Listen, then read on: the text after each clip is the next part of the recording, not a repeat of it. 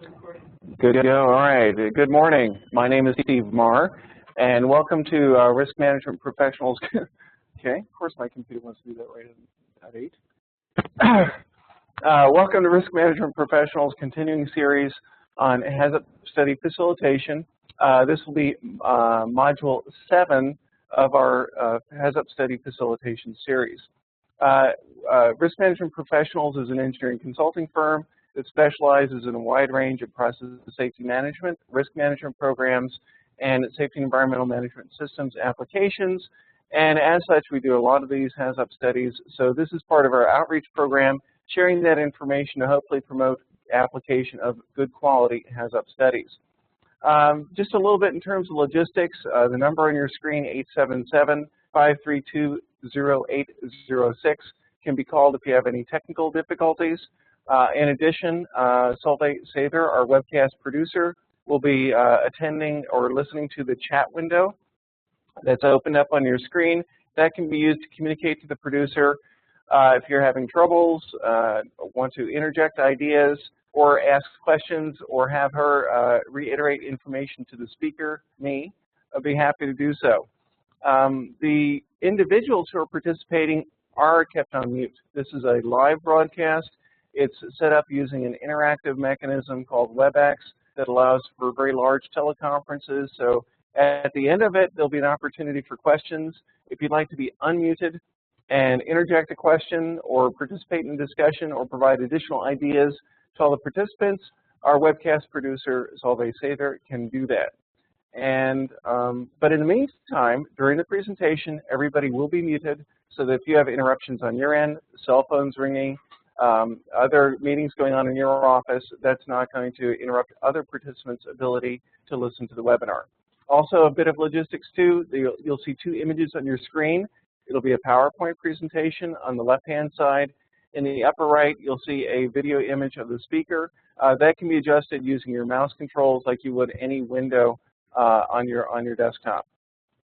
So with no further ado, what I'd like to do is actually, this is a little bit of background on Risk Management Professionals. I already mentioned that we've got offices at several locations in the United States, and this is an area that we do tend to spend a lot of time on, the overall application of process hazard analysis and Hazop studies. During our webinar, we've covered several key topics.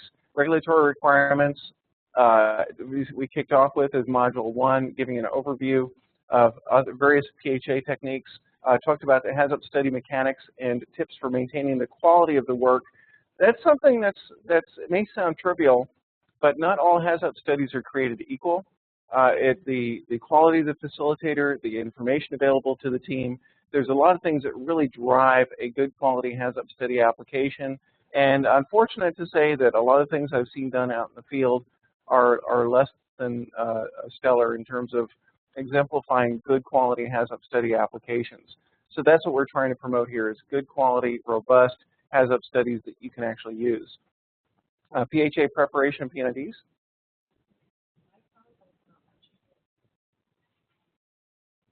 Are you on the welcome slide? No. Yeah, we're on the welcome. Just go ahead and page down. Sorry. Does that work better? Okay, good. I don't think they missed anything, and they've also got printouts too. PHA preparation and P&IDs, good quality process safety information is the fundamental platform for doing a good Hazop study. Very important, and Module 3 was all about that. All these modules, by the way, are available on our website. The videos have been recorded, and in most cases, materials can be downloaded on our www.rmpcorp.com/outreach.html page. The link to that was provided in the little newsletter that's in all our newsletters that go out. We also talked about scenario details and workshops and doing a workshop on defining effective nodes and key causes. We also talked about something that comes up a lot in double jeopardy. A lot of times we're involving designers, especially when we're doing Hazop studies on capital projects. And double jeopardy is a term that's used in design for a specific purpose and often misused when applying it to Hazop studies. So Module 5 goes through the the basis for what are good applications, what aren't good applications, and the probabilistic basis for actual good applications of when you want to consider double jeopardy issues for screening out scenarios as not being credible. We also did a workshop in our last module, scenario definition and common mode failures. And for today, we're going to be talking about how to practically apply the Hazop study during the design phase. And with all these tools out there, some very high-end tools that have their place, LOPA, safety integrity levels, quantitative risk assessment, how to integrate those with the Hazop studies. Very important topic. It's a rather contentious item for a lot of companies that are starting to ease their way into these higher-end tools, and so we'll be talking about how to do that sensibly. So this is all available in one of the modules that you received in the pre-invitation last night, and what I'd like to do is shift over to the main course module now. Good. All right, as I mentioned, our focus today is going to be on practical applications for Hazop studies during the design phase so you can get a lot out of it, and how that integrates with layer protection analysis, evaluation of safety instrumented systems, the definition of safety integrity levels, and also quantitative risk assessment, how all this stuff comes together. The good part is there's lots of powerful tools out there, but it's just like any powerful tool, in the wrong hands or if it's misused, it tends to be, could be a big waste of time if used inappropriately. And I want to show you how to pull all that stuff together. The next slide are the topics that we previously covered in modules 1 through 6. We just went through that in our welcome page. What we're going to be talking about today is we're going to break it into several parts. We're going to talk about a little bit of history and background, keeping your eye on the ball, keeping the objectives for process hazard analysis in your sights as you're doing these things is very important. It's really easy to start going down these paths of applying tools that really don't need to be applied and really wasting a lot of time that could be used more productively for your design efforts and really optimizing a lot of other things that you are doing during the design process. Picking the optimal process hazard analysis tools, leveraging the Hazop study efforts to get the critical information you need to make decisions on your design, safety instrumented systems and safety integrity levels, and the allocation targets associated with those, LOPA, how to apply it properly, and how this pulls all together in a quantitative risk assessment framework that not only allows you to keep your objectives in sight, but also opens the door to a lot of other tools if you lay out your analyses like a Hazop study properly. And there'll be plenty of time for questions at the end too. To put things in perspective, you've got any safety professional has various objectives. You want to protect the community, you want to protect personnel, you want to protect the environment, and you want to address regulatory requirements. These objectives are pretty broad spectrum of requirements, and the general approach to that is an underlying theme for all these things is risk assessment, and once you've assessed risk management. The overall scheme of that is to really look at a likelihood of an event and the severity of its consequences so you can get a balanced perspective on the importance of bad things that could happen at the plant site. That risk assessment and management process is implemented using a variety of different tools like Hazop study, HAZID, LOPA, QRA, and also what-if studies, along with a variety of other tools. And those feed back into trying to deal with these objectives. And the main thing I want to get across here is how to apply those properly in various circumstances so you can get a lot out of that. And it's not just a matter of what system are you working on, but it's also a matter of what phase of the project you are in that helps you choose the right tool and the right application. So as I mentioned before, let's start with a little background on why we're doing this so we can keep sights and keep our efforts focused. It's important to remember why we're here. Anybody who's listening here is probably dealing with a process system and is responsible for safety in some manner. It's important to everybody, and it's our responsibility as safety professionals to really do a good job assessing risk, managing risk, and making sure our design and operation avoid many of the bad things that have happened in decades past, and even certainly more recently, they continue to happen. These overall concepts of process safety management, risk management programs, and SEMS for offshore facilities are really a mechanism, a tried and true mechanism for achieving those objectives to try to minimize risk and help us as safety professionals do our job. PHA is a very pivotal element of that. Here's a list just for background of a lot of different events that have occurred over time. One of the things you see is as we become more and more application of technology, our energy needs increase, et cetera, we're dealing with higher and higher hazards. So having ways to control those is really a fundamental importance of the safety professional, and that's what we're all about, and that's what we're doing with this Hazop study facilitation series. For all these major events that have occurred in the past, yes, there have been large business interruptions, lost confidence in contracts, increased regulation. All these things have been a recurring theme, and in fact, even more recently with the 2010 Deepwater Horizon accident and Macondo well release, we've seen a lot of regulations, safety and environmental management systems, SEMS being one of them for offshore facilities, that have come out of all these things. So it's obvious that major accidents can have a significant impact. Typically, you're not dealing with new realms of technology for all these accidents that we looked at. You're looking at relatively simple precursors and fairly simple initiating events. Root causes that really hover around a failure to maintain design intent, which is your first line of defense in terms of having a robust design that meets the range of process variations that can occur. So when you're looking at this, ever since people started taking a good look at management systems in the 80s after the Bhopal, India accident, the most effective mechanism for improvement was really not by addressing specific actions, but really looking at safety culture and management systems. I had the privilege of serving on the Center for Chemical Process Safety shortly after the Bhopal accident, and I think I served from 85 to 87. And one of the first thing that came out of that was a technical guide on management systems. It included 10 major elements. The publication's still out there, but it's been superseded over the years by API's Recommended Practice 750. There was also an ASME effort out there, and in 1992, these regulations were combined by OSHA to put together process safety management. In 1996, EPA came out with its version that focused on off-site consequences for risk management programs.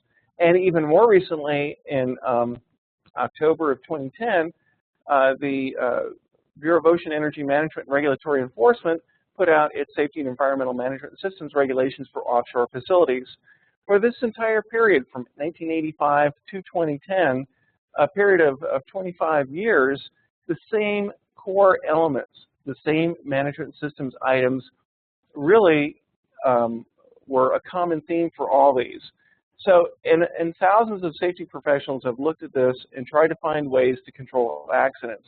So these management systems elements, all the things that we've dealt with, are a common theme for all this, and not much has changed in 25 years. The same critical elements, understanding hazards, mechanical integrity, et cetera, have always been important.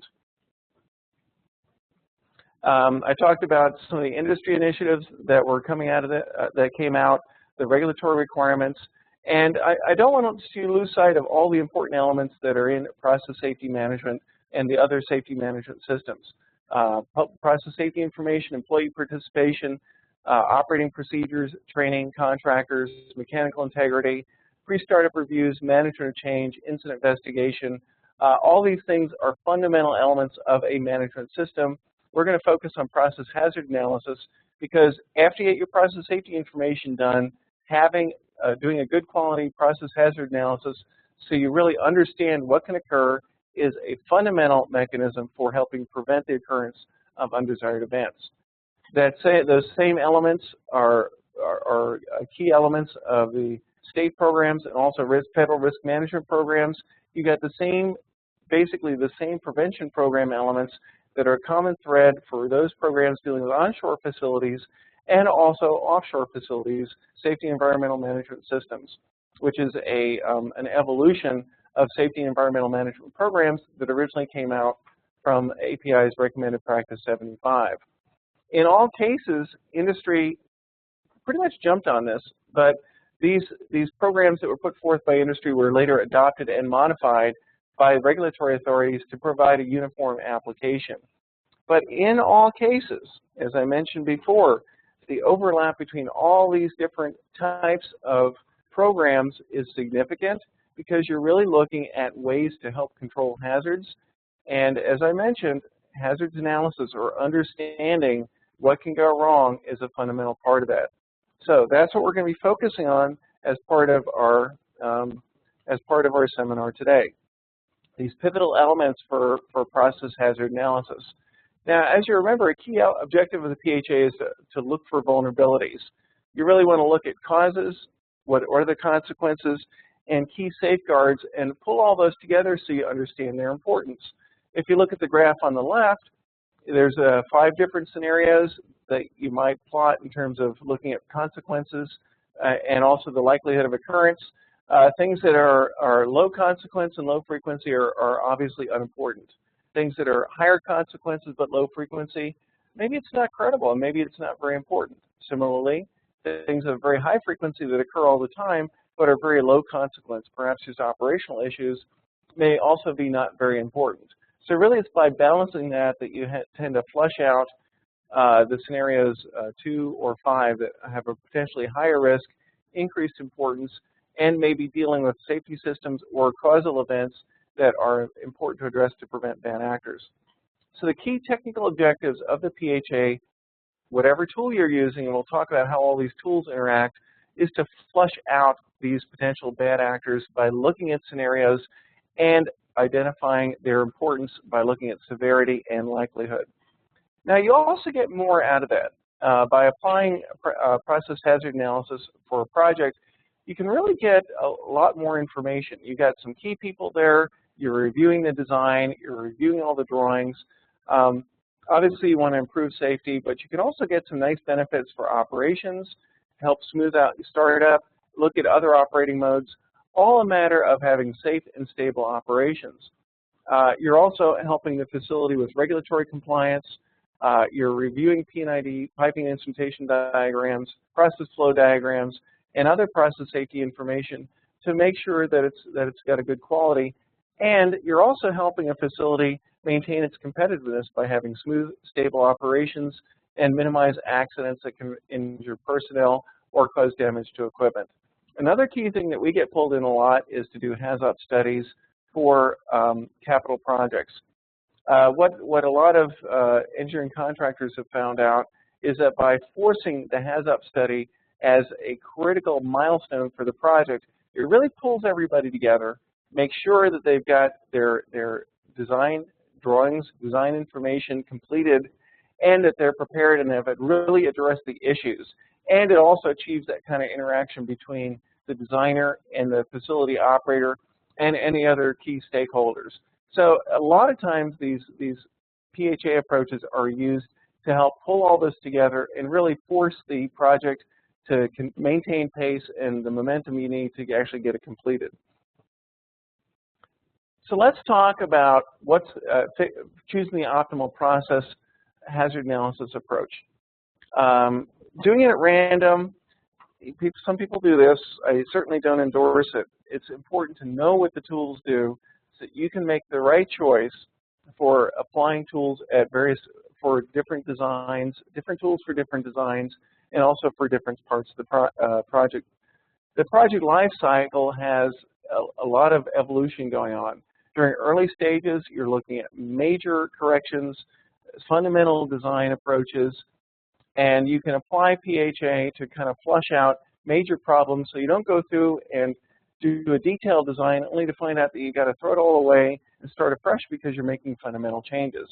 Later on in the design, you've flushed out, hopefully, those key issues by applying various PHA techniques and also other interaction during the design, and you can address detailed design issues. Well, the tools and the depth that you go into it for getting fundamental major corrections out versus detailed issues are actually quite a bit different. But the overall concept of understanding scenarios, what can go wrong, what are the consequences, and what are those safeguards or those barriers between the causal event and those ultimate consequences. That actually is a common theme for all these techniques. So you're trying to achieve similar objectives. So you really just want to make sure that you match the technique to the need. And what we also promote is use of techniques that can expand or contract depending on the detail and your objective, which is identifying potential weaknesses in the design. One of the things that we did recently is we presented a paper on inherently safer design concepts at the Global Congress for Process Safety in March in Chicago. And a key theme of that was never lose sight of the fact that you can always be looking for improvements to the design by making inherently safer design changes. You can always go back and look at fundamental forcing functions that can cause an event, but what's really important is to realize that you can make the most changes early on. So you really want to hit it hard and fast with during very light applications such as the HAZID and a very high-level Hazop study early on to flesh out potential ISD issues and really make sure that you've thought about all the possible options. But even later on, as you get into detailed LOPA, as your design matures, as you're basically dotting all the I's and crossing all the T's, applying human factors and facility siting, that you really have the opportunity to still think about those inherently safer design concepts. Recognize, though, that you have the best bang for your buck by identifying potential hazard scenarios and fleshing out issues and looking for weaknesses and addressing those weaknesses early in the design process. So what you're trying to do is target the PHA to the need. You've got simple techniques that can be used for fairly straightforward issues, low-risk items, maybe utility systems, maybe things that are early on during the design process. But as the design matures and you're looking at more complex portions of the process, you want to apply techniques that may have more detail, especially if you're looking at safety instrumented systems, high consequence scenarios, high risk scenarios, or things that involve common mode failures, and if you've got a very high cost for corrective actions. So the key thing is to match the tool with the need. The tools that are out there, there's a very wide spectrum. On the left of the screen are very simple applications such as checklist, what if, combinations of that, and also the hazard approach. On the far right of your screen are much more complex applications, layer protection analysis, event tree analysis, fault tree analysis, and the middle is really the workhorse of a lot of these, which is the Hazop study, and in a lot of cases people apply FMECAs. So these workhorses are what we're going to focus on, and what we're going to show you is how to take that commonly applied, well-documented, and a lot of guidebooks out there for the hazard and operability study approach, and how to link that to the simpler techniques and also the more complex techniques in a fashion that allows you to get a lot out of your efforts and also help you really help focus on the things that need to be focused on. And which is basically the overall realm of risk-based decision making, which is that part of it is actually going to be another module. By the way, for those of you tuned into our April 28th PHA overview, I deliberately left out a lot of the discussion on layer protection analysis, safety instrumented systems, and safety integrity levels, and we'll be looking over those in this module. So let's focus on the Hazop study just to get us our mindset straight in terms of what the Hazop is, what it's not, and how to apply that and what you're trying to get out of it. Let's quickly let's take 4 slides and take a look at what it's trying to do. You're trying to take a design that's usually represented by a simple P&ID, in this case, a high pressure vessel on level control to a low pressure system. Obviously, something like a gas blow-by could be a significant consequence here if you take high pressure materials, blow it through your level control valve, and going over to a low pressure system. That design representation is typically how designers develop the function of the system, basically making it work. So what you're trying to do as part of a process hazard analysis is to figure out what can go wrong or how can it break.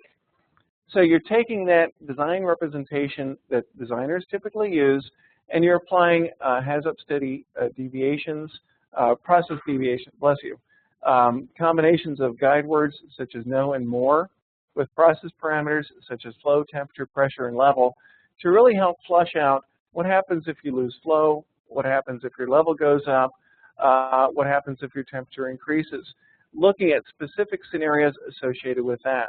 So you're translating the design function to how can we make it fail? We take a flowchart of a very patterned approach for the Hazop study, defining sections or nodes, process deviations, potential causes, consequences associated with that cause, and the safeguards that act as a barrier to lay out a whole bunch of specific scenarios.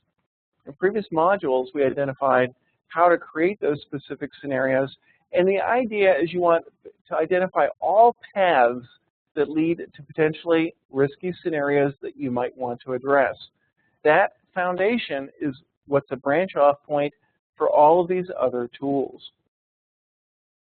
Okay, so the Hazop study, again, takes you from that design information, looks at deviations, a very patterned approach, and what you're trying to come up with, what are the scenarios, and laid out in a form so that people can understand them, and you can apply some sort of risk ranking, which is a measure of severity and likelihood. We'll talk more about that later, to flush out, are there any needed corrections or any weaknesses that need to be addressed.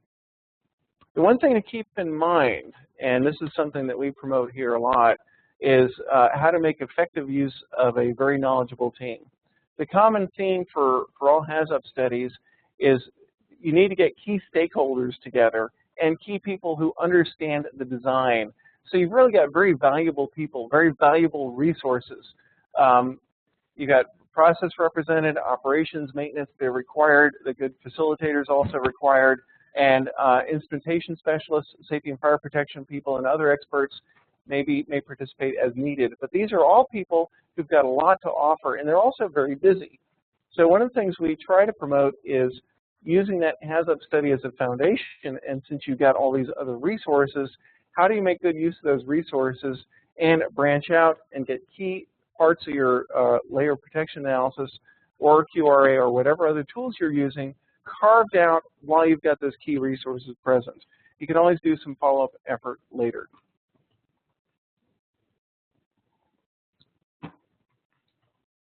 So what I'd like to do is now focus on, we've talked about the Hazop study, how it fits into the overall framework. Now I'd like to show you how we branch off from that and to deal with other issues.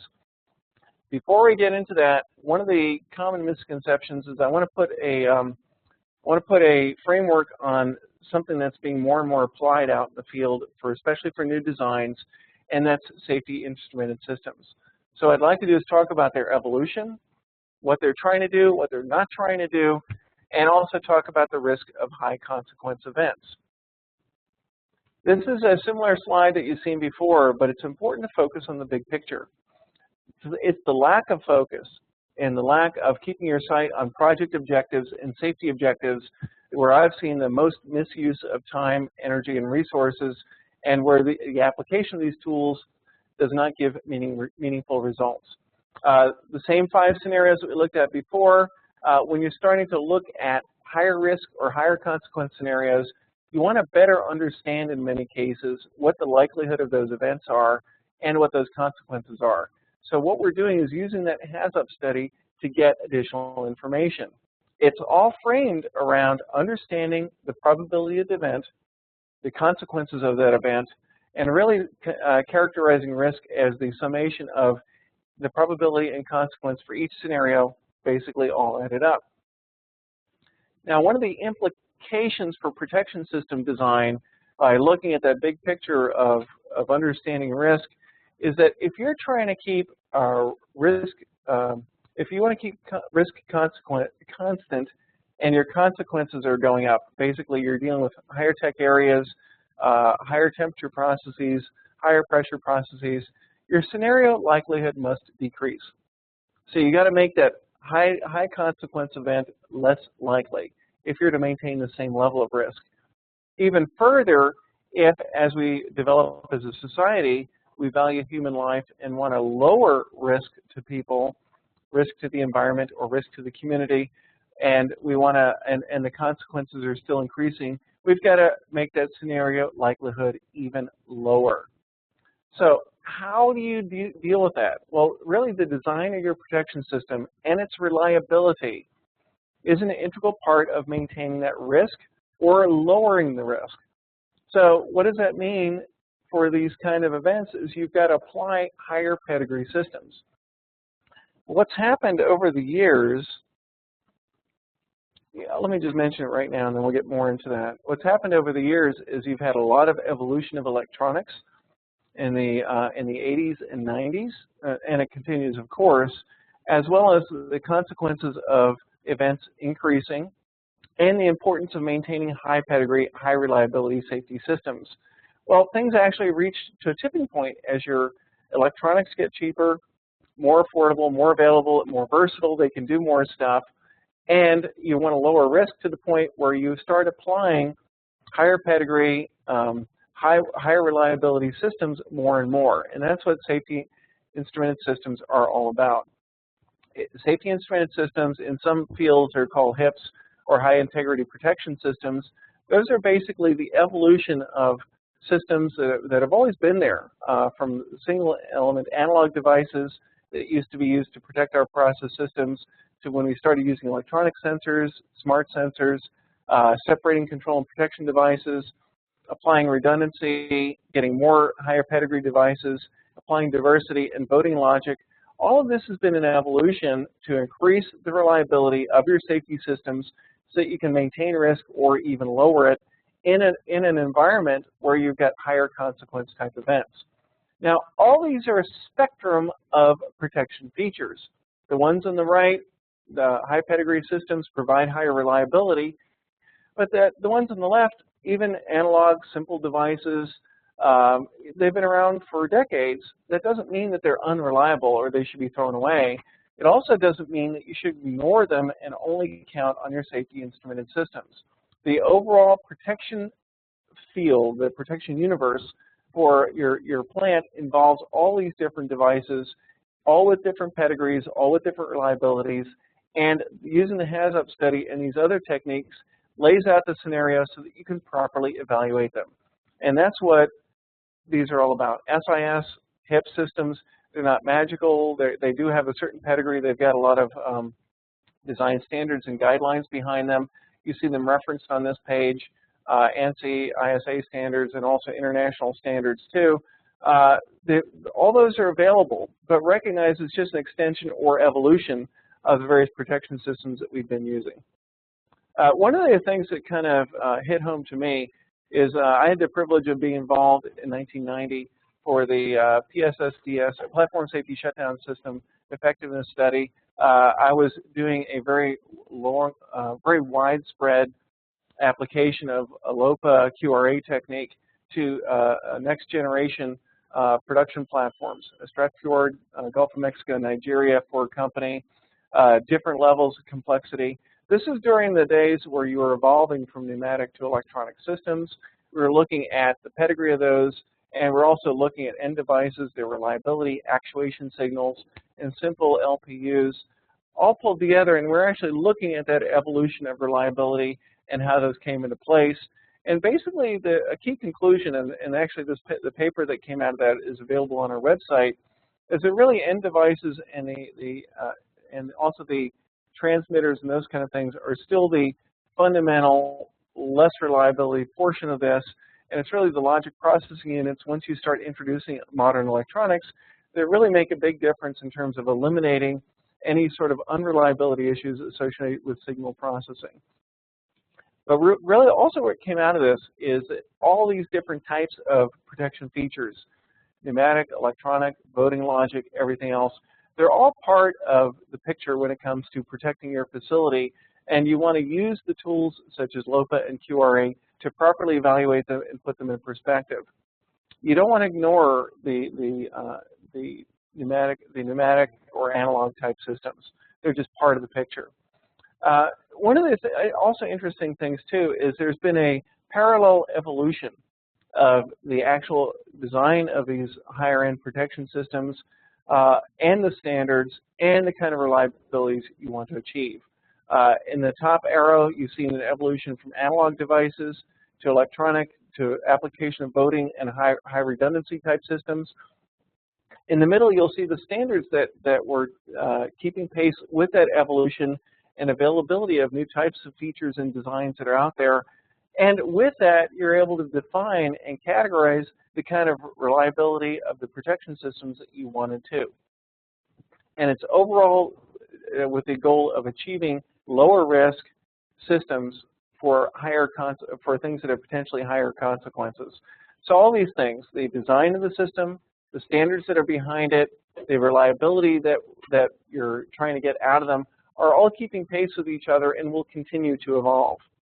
So the safety instrumented systems, the overall concept of diversity, redundancy, and separation, the overall objectives of lowering your probability of failure on demand and increasing your system reliability, they're put together by guidebooks, whatever. This will continue to evolve, and recognize that safety instrumented systems are just part of the overall picture of the safeguards that you apply at your facility to deal with undesired events. The one term that these SIS and SILs, unfortunately, it's two acronyms that are very similar, are very different meanings. Safety instrumented systems are devices.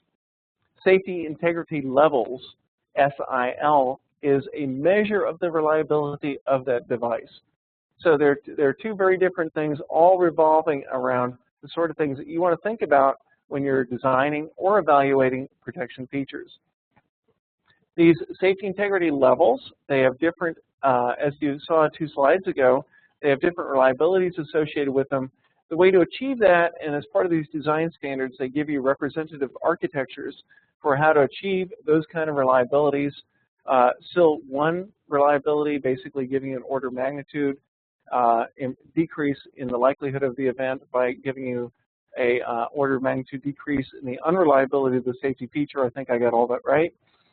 Is basically your lower pedigree SIS feature. SIL 3 is a higher pedigree SIS feature that may apply diversity, separation of systems, more redundancy to achieve that overall higher reliability target.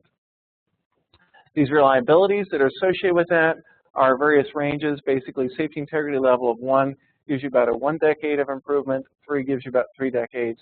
All this is to lower the likelihood of the failure of your safety system so you can increase your level of safety at the facility. So SIS features and SIL allocation targets, the Hazop study provides a foundation for that.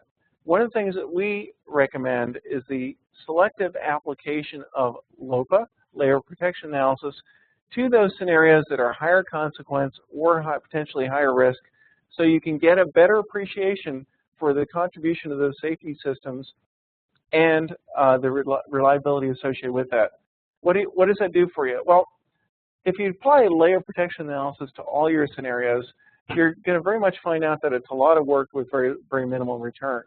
Using the Hazop study with its qualitative risk ranking can help you focus your efforts on higher consequence or higher risk events so that you can get a lot more out of it, get a more thorough understanding of the scenario, and in doing so, really get an idea of are there weaknesses in the protection system design that need to be addressed.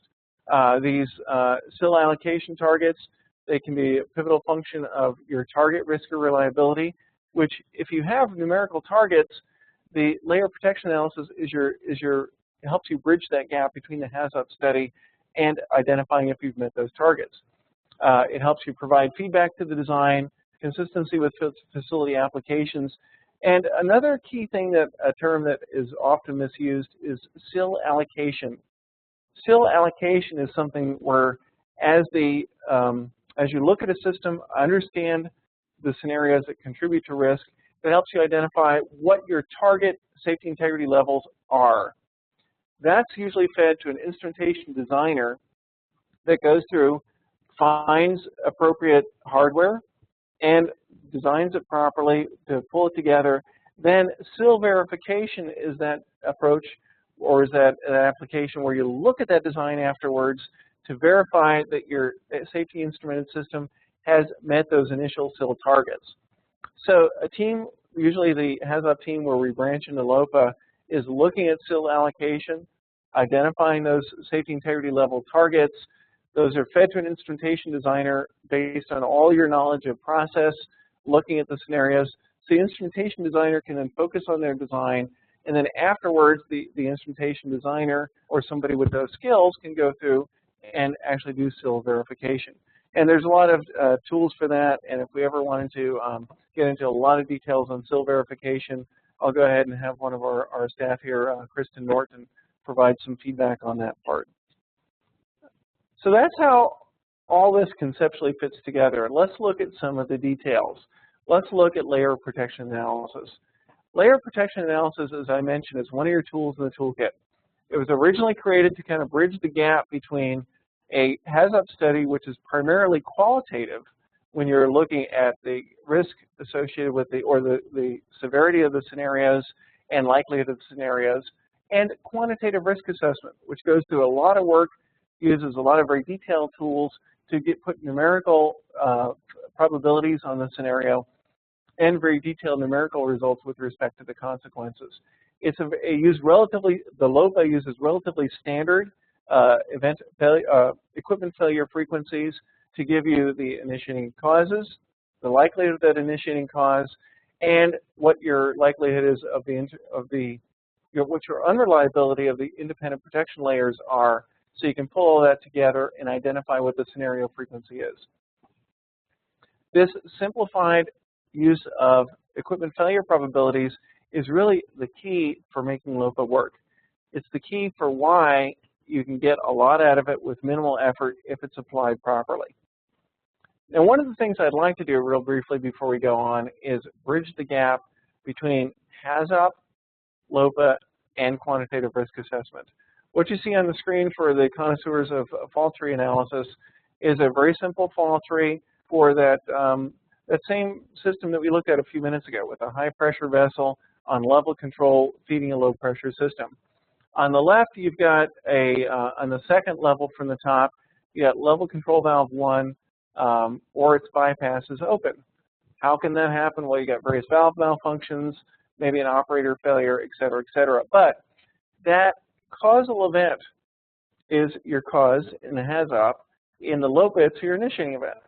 On the right-hand side, when you're looking at protection layers that have to fail in conjunction with the initiating event to really lead you to that undesired consequence, which is at the top level of the fault tree, those protection layers in LOPA space, they're called independent protection layers. In a Hazop, they're called safeguards. At the very top, whether it be Hazop study or LOPA, you've got consequences. So this overall concept of the severity of the scenario, the likelihood of the scenario, and letting that be a weighting factor for the importance of the scenario, overall risk, and are there any weaknesses that need to be addressed to support risk-based decision-making, it all comes together. Whether you're looking at Hazop studies, whether you're looking at LOPA, whether you're looking at quantitative risk assessment, the objectives are the same, the overall concepts are the same, so you want to pull them together. You want to let them work together and actually help you resolve issues, recognizing that your main objective is to make the plant safer. How do you do that? You identify weaknesses, and then you use these tools to help you make risk-based decisions. So this is how it all comes together. Now, for doing the LOPA, it's basically, as I mentioned, it's a quantitative approach that uses simple numerics. Some people use a ratio, some people use direct calculations, but the overall objective is you've got a target frequency of, okay, I've got a potential for fatality here. At my facility, I do not want fatalities any more frequent than a scenario having a 10 to the minus fifth per year potential for occurrence. If you defined that risk target, the one I mentioned was just a representative one, of course. Once you define that target, you can look at your scenarios and compare them to that target to see if they're adequate or they're above your threshold and you want to do something. So how do you do that? Well, if you've got a target for an undesired event of 10 to the minus fifth per year, well, what leads to the undesired event? Usually you've got an initiating cause with a likelihood or frequency associated with it, and also unreliability of independent protection layers. Basically, if something works 9 out of 10 times, then it's likely to then it could fail 1 out of 10 times. So it's that 0.1 that's multiplied by your initiating cause likelihood to compare that for all the different independent protection layers to that target frequency. So it's a very simple application, very simple numerics. You know, you can get into all sorts of wild stuff with quantitative risk assessment, such as Bayesian statistics, uncertainty analysis, all sorts of things.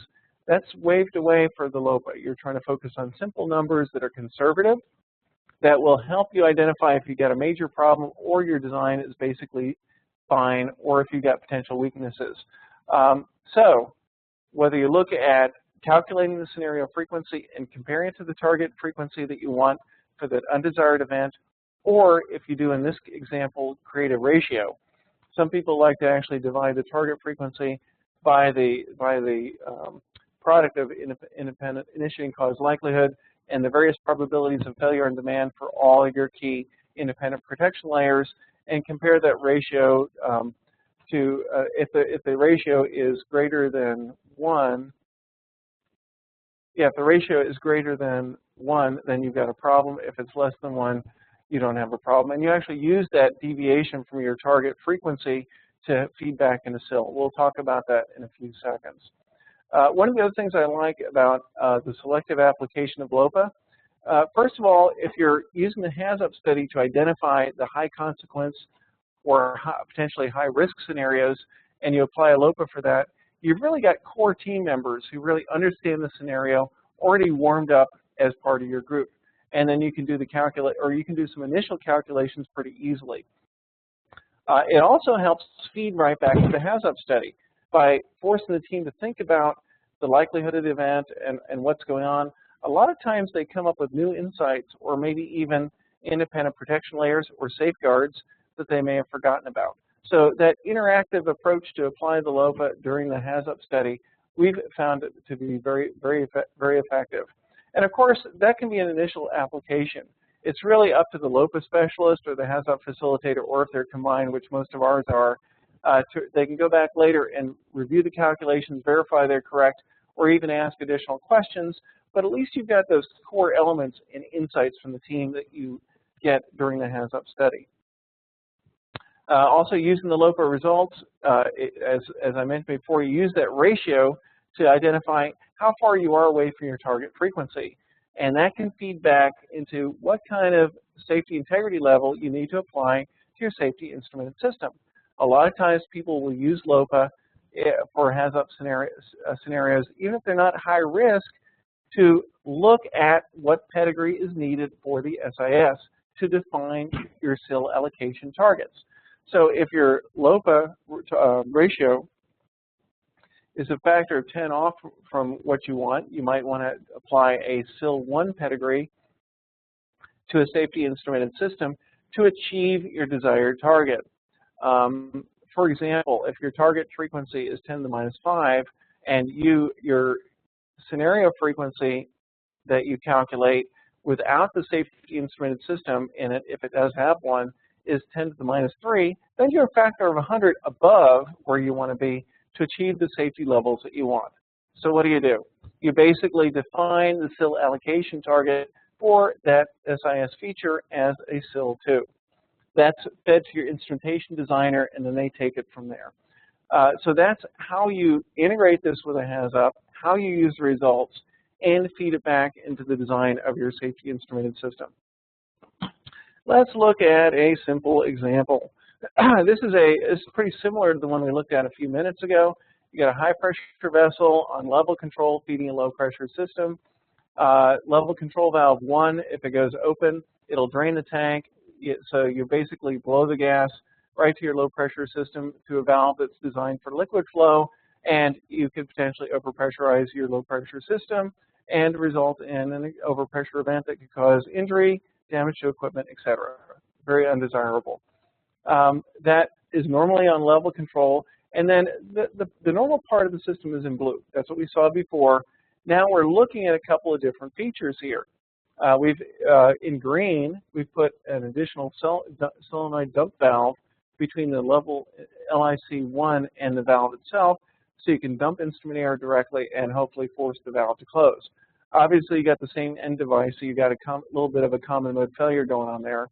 In the center is another emergency isolation valve, EIV2, that's driven by an independent level transmitter and a low level actuation point for dumping the solenoid and forcing EIV2 to close. So that would be an independent event. So your base system, you want to evaluate it, look at the LOPA, and then if you're trying to answer questions or really help the design out, use these techniques that we're talking about to help you identify what improvements you might get from these alternative designs and determine if they're worthwhile. So that's the basic thing you want to do here. You've got a fundamental design, potential improvements. Do you need to do something about it? Here's an example LOPA calculation. If you use basic frequencies in the guidebooks, your level control valve malfunctioning open might be 0.1 per year.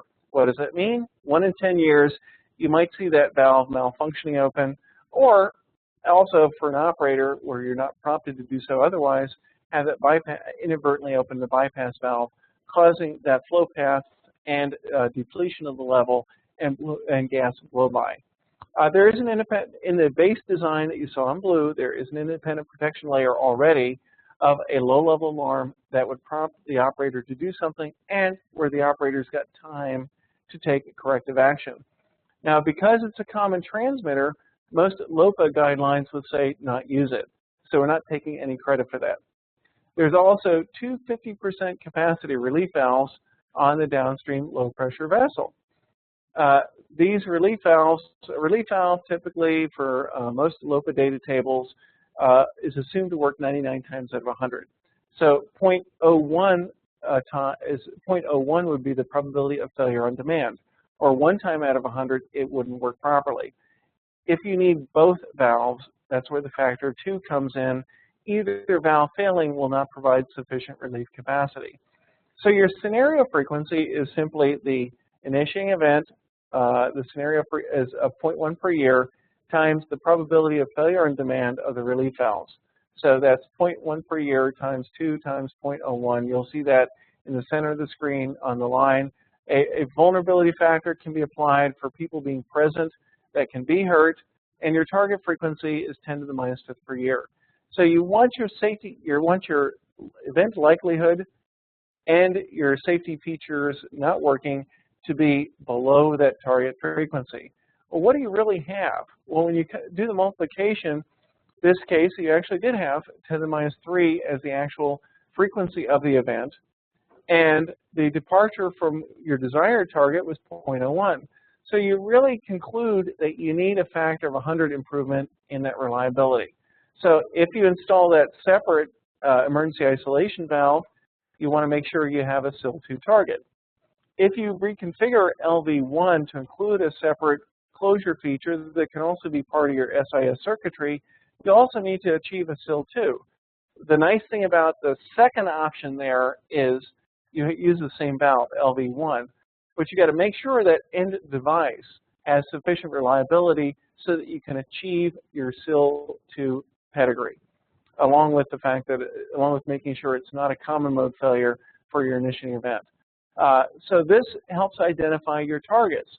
At this point, you can turn it over to equipment and instrumentation designers, and they can identify if they can meet those targets, meet those safety levels with available equipment and with the prices that you want to pay for your system.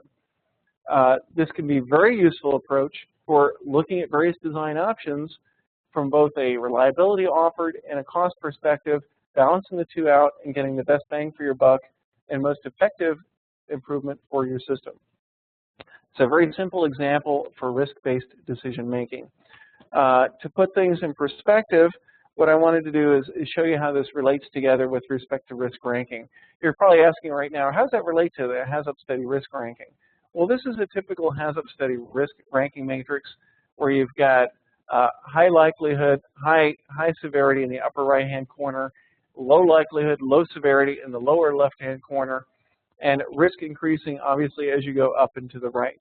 Well, that initial calculation, if we're risk ranking it, basically frequency 3 and a severity B was what we had on several slides ago on the actual Hazop table in terms of estimating that.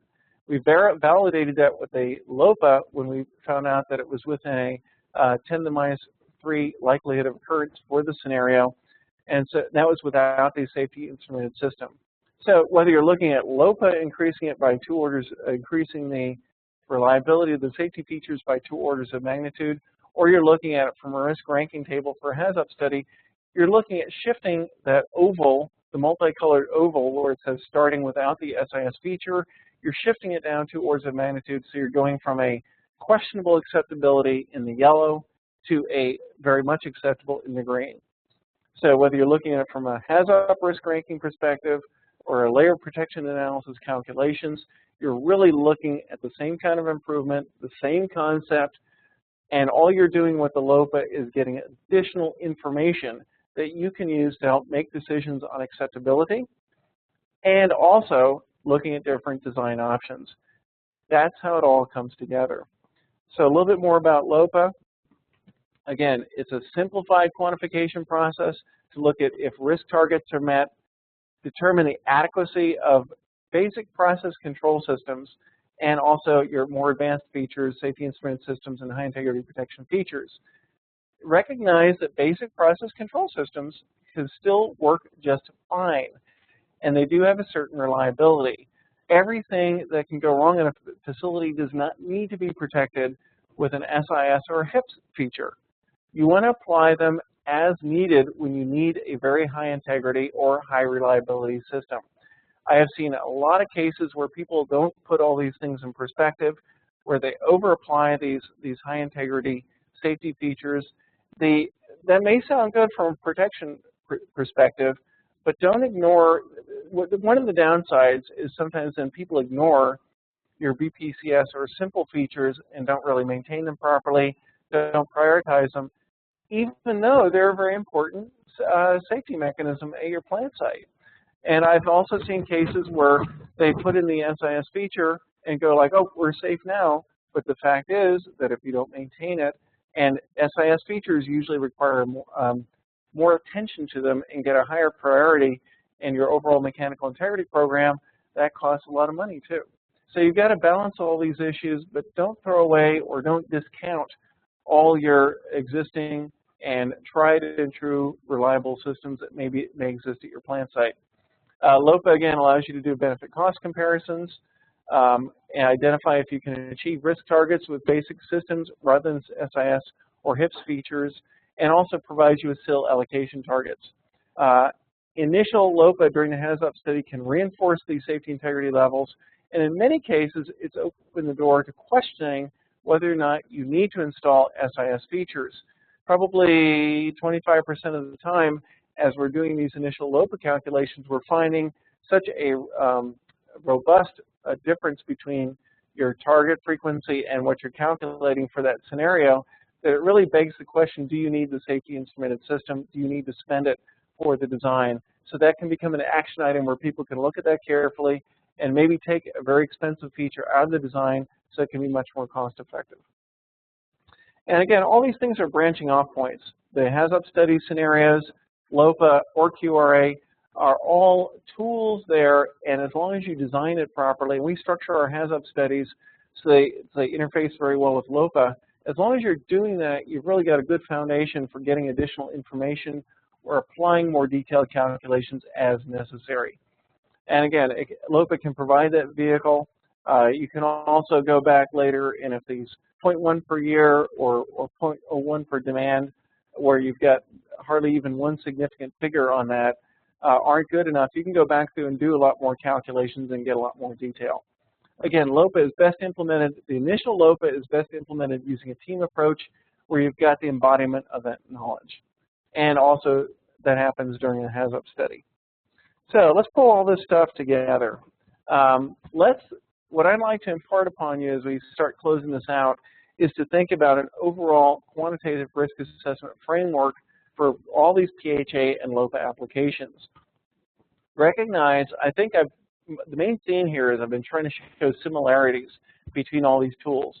Similarities of objectives, technically, similarities of approach, and various applications that are cost effective and where you might want to apply one tool versus the other. Recognize that these are all part of the overall universe of quantitative risk assessment tools. the PHA, layer protection analysis, safety integrity level calculations, they all have overlap. LOPA and SIL, heavy overlap. LOPA interacts significantly with PHA. We've showed you how to pull those together. And the QR is this overall framework. So if you keep that in mind, that can really keep your eye on the objective and really help streamline all these applications.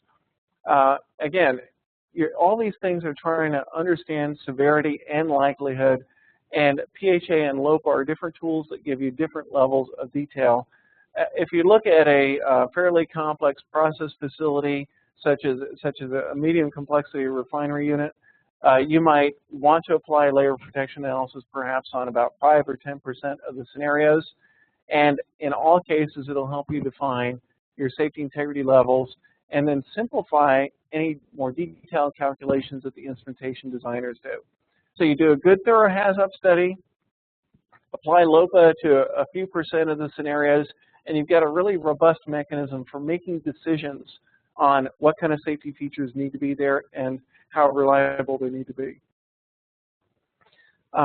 Just wanted to flash this again. This is the big picture for the QRA, keeping track the likelihood, the severity, how that contributes to risk, and recognize your objective. The objective of the PHA, yes, you need to do it in many cases to address regulatory concerns, but what you're really trying to do is identify, are there vulnerabilities in my design that can hurt somebody, impact the public, impact the environment, or cause significant equipment damage. These are the mechanisms for doing that. I think I'm going to leave this to your reference in your handout materials and not go through the numbers because it's really a launching point for what we looked at before. In this case, as I mentioned, you can use these numerical results to help evaluate different design options. This is basically looking at a couple of different design options and identifying how much you might want to spend on a per year basis for various safety improvements, given that improvements are needed. This kind of pulls it all together with respect to summarizing how you might approach a large engineering project. Early in the project phase, a HAZID, a lot of people do HAZID. We actually use the same Hazop framework and call it a Hazop Lite to flush out key issues and start developing fundamental scenarios. At that point in the design, inherently safer design options are something you definitely want to look at. Those same scenarios can be later built and developed after they're done during the early project phase to add more information as the design matures, and that's when you start doing more detailed, taking the more detailed design, applying the Hazop study, doing initial SIL estimations, folding that right in so you can have a fundamental and robust framework for having another way of looking at your design, which is how does it fail, the Hazop study, and have that pace your actual design evolution and design efforts. So you may do some, as part of the Hazop study, some initial LOPA calculations. These can be refined later as you need more information. You don't necessarily want to go in there and spend man-days on a single LOPA calculation when you're already orders of magnitude better than your target frequency. You've already met your objective. Focus your analysis efforts somewhere where it makes sense. So always using analytical resources efficiently, it may not seem like it at the time, but in the big scheme of things, keeping the analysis focused makes management really endorse these things, see a lot of value in it, and it's going to allow for a much broader application. Keeping the objectives in sight helps you do that. Making these tools work together and recognizing that all these tools, like I shared with you here, like the Hazop study, are very scalable. Starting early in the design with a Hazop Lite, scaling that up to doing more detail later. Starting with an early version of LOPA, scaling that up. These are all done using computers. The calculations can easily be updated, and these can be updated to match the complexity of your design as the design matures. I think I've talked a lot about this stuff. Again, everything's scalable. It's important to be consistent so that you can link these things together and recognize that quality PHA efforts are very important to plant safety. So let me use, for a lot of people are dialing in via the webinar here, and so if if everybody's in the same room, I'd do more of a quiz. But right now, what I'd like to do is use the quiz to go over some key points. So, true or false? LOPA is required for risk management programs. Absolutely false. It's not even on the EPA's list. Layer protection analysis is just another tool in the toolkit that can help augment your efforts for doing a process hazard analysis. Second question, true or false? Hazop, LOPA, and QRA are all tools that can put risks in perspective and identify vulnerabilities. Absolutely true.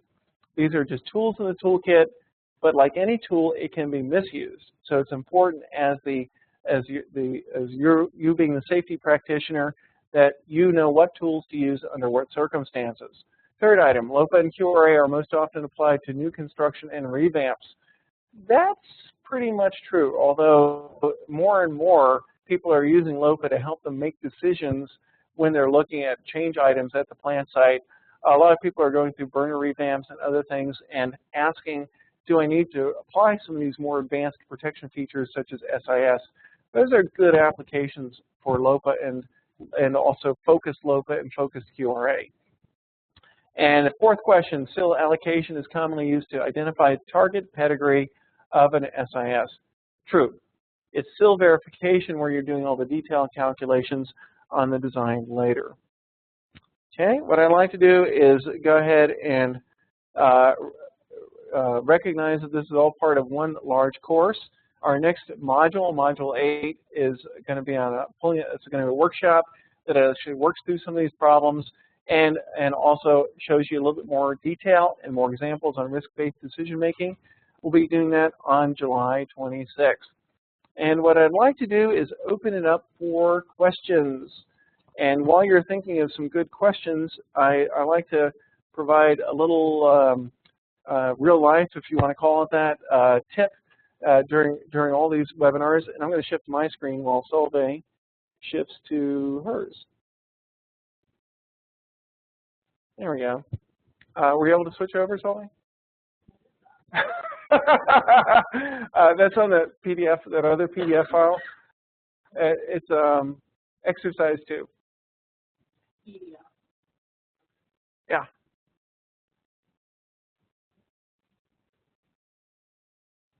Well, that gives me a chance to have some coffee then.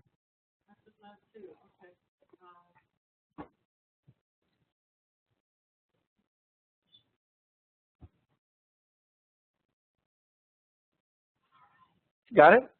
All right. All right. What this is, I just like to provide a couple of real-life examples, a little some snafus, things that happen during some of these applications in the field. This is actually from something that I was involved with a couple weeks ago, and is a real classic for something to consider for bypass valves.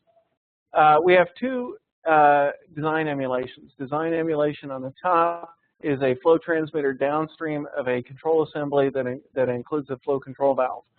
The design option 1, which is on the bottom, is a flow transmitter located in the control assembly. Now, the 1 and the 2 is desirable from a maintenance engineer's perspective because they can just isolate it and they can maintain the transmitter and the valve all in one shot. And that was probably the driving force for it. So for design option 1, what I want to do is talk about what sort of things can go wrong. Now, if you remember from the previous modules, when we talk about causal events, we'd look at something like this as kind of a general. If it causes the same sort of thing, you'd say, okay, flow control valve 1 malfunctions open, possibly due to an instrumentation failure, or bypass valve inadvertently open. And you just do that and start evaluating it. However, there's more to the story here. Because the flow transmitter is located directly downstream of the flow control valve, if an operator, and a lot of times operators don't really think about some of the implications or differences here. They think about the whole thing as a flow control device. If the operator, if they're having troubles with the flow control valve and they start opening the bypass, well, if they open the bypass, normally, actually, let's talk about normal. Let's talk about situation 2 first. Situation 2, if you want to use the bypass valve, you open the bypass, and the overall flow rate is going through your flow transmitter too. So if you open that bypass and the transmitter and controller is still working, it'll throttle back flow control valve 2, assuming both the bypass and main valve are approximately the same size, so that you have the same net flow. So if you open up the bypass by accident, it'll close the main valve and you've still got the same flow. So from a Hazop perspective, you'd look at the bypass valve being open or the flow control valve 2 malfunctioning open as basically the same amount of flow increase or the same consequences. For situation 1 on the bottom, recognize that could be completely different. If the operator makes a mistake and opens up the bypass valve, flow transmitter 1 is still measuring the flow through the flow control valve. So if it's functioning, it'll still try to maintain flow through that valve. So you could open up the bypass and almost double the flow, give or take, given line losses, et cetera, and it could be a very different consequence, perhaps more severe, perhaps violating design limits where the first one might not have. So this is something where, as a Hazop study facilitator, in defining causes where you've got to be very, very careful. Opening up the bypass on the top item may be the same kind of flow as the flow control valve failing open, whereas in the bottom it could basically double or be very different. So you may have two very different scenarios for situation 1 with the bypass being open versus the flow control valve malfunctioning open. Also, another thing to consider as part of a Hazop study scenario when looking at bypasses is, when does the operator open up the bypass? Well, use of a bypass valve, typical operator training would be to isolate the main control valve and as you're opening the bypass, or maybe even open the bypass first if you want to isolate or take the flow control valve out of service.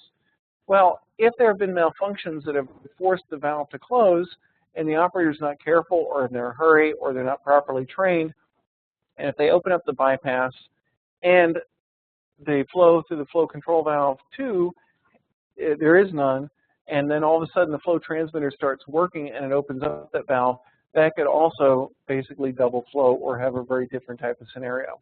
So you want to look at all these things when you're doing the Hazop study, such as operator training, various valve configurations, how they use the bypass, to really make sure that if you're doing a scenario of either the bypass or the flow control valve being open that result in the same kind of flow rates, that's really the case.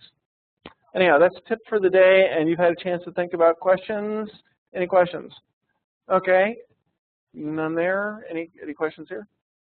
All right, anyhow, thank you for attendance, and we'll look forward to July 26th. Thank you, guys.